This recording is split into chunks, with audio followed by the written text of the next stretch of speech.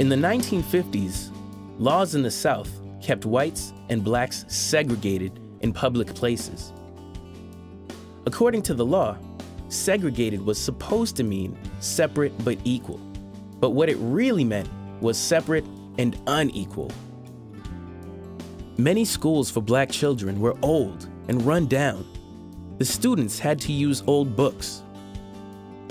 Segregation meant that black people often had to live in neighborhoods where housing was crowded and in poor condition. Restaurants would not serve blacks except through the kitchen door. Most hotels were for whites only.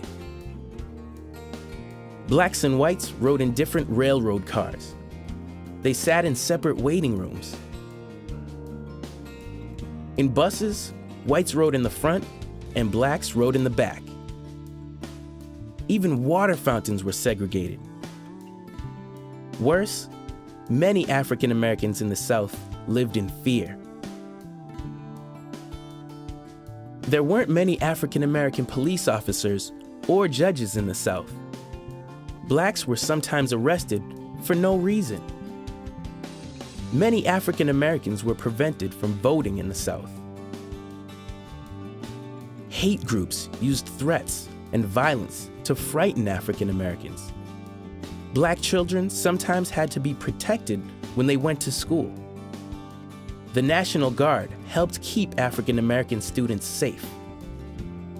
The Civil Rights Movement of the 1960s helped to change things. People worked to make life fairer for African Americans in the South.